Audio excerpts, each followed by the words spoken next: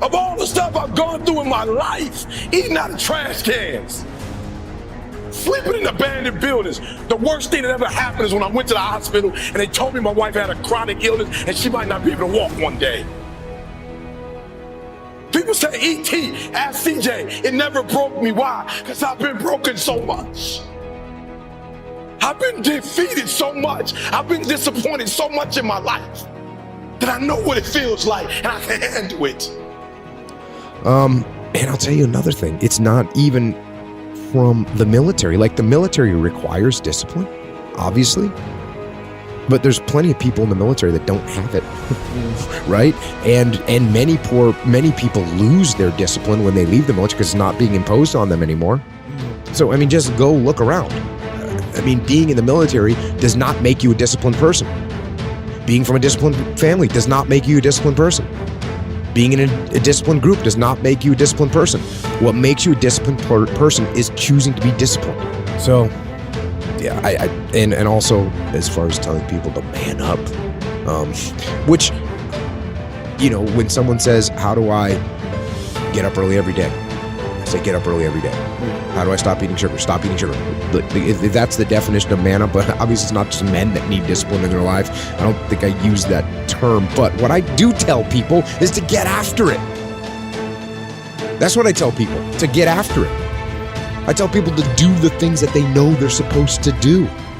He said, son, you have busted up the subclavian artery in your chest. You're bleeding internally. We have to rush you back, take the main vein out of your left leg, plug it into your chest in order to save your life. When I opened my eyes from recovery, the same doctor was over me. He said, son, has some good news and some bad news for you. I said, you got some bad news for me? I had to tell him I was about to die. I'm still alive. How bad can it get? I'm still here. He said, the good news is we saved your life. I said, thank you, sir. He said, the bad news is, Ink, you have nerve damage in your right shoulder. I said, okay, cool. He said, but son, it's a strong possibility that you probably can never play the game of football again in your life. I said, no way. I said, no disrespect to you, doc, but I've been working for this ever since I was 7 years old. I said, no disrespect to you, doc, but you wasn't in the park with me and my mother. And I was 7 years old and she was sitting in that beer she got done working at Wendy's. No disrespect to you, doc, but you didn't come up in that 2-bedroom home, 14 people sleeping on the floor. No disrespect to you, doc, but you didn't miss those meals and stay focused and never made an excuse. I never cheated. I refuse to lose. I refuse to give up. Some people like to give up on a lot of things. Some people like to just give up and quit. Quitting is easy. I don't believe in quitting. I don't believe in submitting to things that don't have control of my life. Losing, that's easy for some people because they don't believe in themselves. Giving up, that's easy because that's the easiest way to get out of things. Making excuses, that's the best thing that most people enjoy more than anything. You hold on to excuses like it's a teddy bear. And that's not the way you want to be. I, myself, I'm never going to give excuses to satisfaction. I'm never going to give my competition the satisfaction. Because the greatest competition is you. So you want to give up? You want to quit? You really want to lose. And then when you lose, you start blaming people. It didn't happen to me at 19. It didn't happen to me at 20. It didn't happen to me at 30. It happened to me at 40. After I had been through all the pressure I thought I could go through. Life said, you finished with all the pressure? I said, yeah. I said, let me bring on the heat. And then when I went through the pressure and the heat, y'all, I thought it was over. The Creator said, now you ready to get cut? You said you wanted to be great, son. You said you wanted to travel the world. You said you wanted to help people, inspire people. Hey, you gotta be a diamond. But listen to me very closely if you've ever studied the diamond. Once it goes through that type of pressure and it finally becomes a diamond, at that point you can't break it no more. Are you hearing what I'm telling you? Once you get to that point, you cannot be broken anymore. And the only way they can tell if a diamond is a diamond or if it's fake is by applying pressure is how they tell. They don't just look at it, you think it's just looking at the thing, like I looked in the thing. They'll just bring it here, put it on some glass. Okay, it's real. Right? There's things that you know you're supposed to do as a human being. things that you know are going to improve your life. Do those things. There's things that you know are going to make you a worse person and make your life worse. Don't do those things. Don't do the things that are making you weaker. Start doing the things that are going to make you stronger and smarter and faster and healthier and going to make you a better human being. And I'll say the same thing to this guy. You want to be more disciplined? Get after it. That's it. Get up early. Do some kind of workout. Eat good foods. Clean your room. Make a list of things that you're supposed to do in your life, and then wake up in the morning and do those things that you put on the list. That's what discipline is. And no, it is not easy. But you're not going to get it from anyone else but you.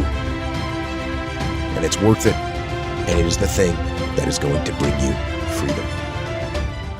I never cheated. Like my conscience still until this day won't let me cheat. Like I can't cheat.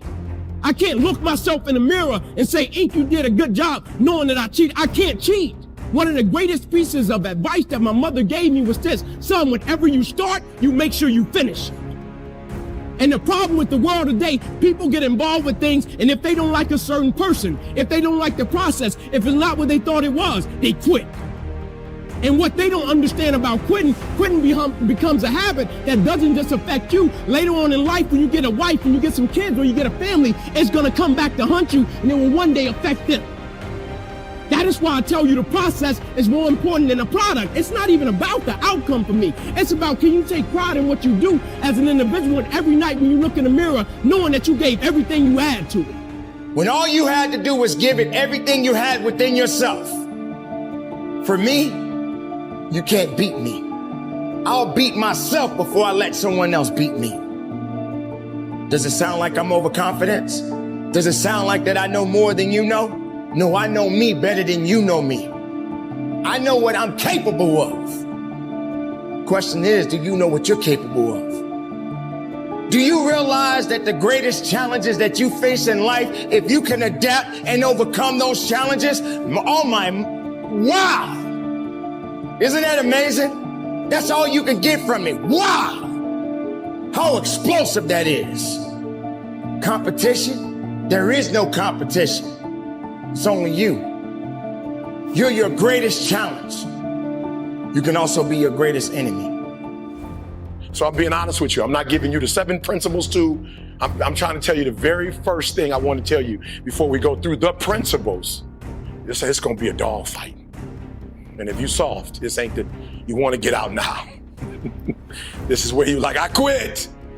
But if you're willing to say, I'm not going to quit, I guarantee you whatever success you want to have, you're going to have it. All right, so here's number 1. I apologize. It took a long time to get to number 1. Number 1, Denzel Washington. You must be very intentional and deliberate. You must be very intentional and deliberate.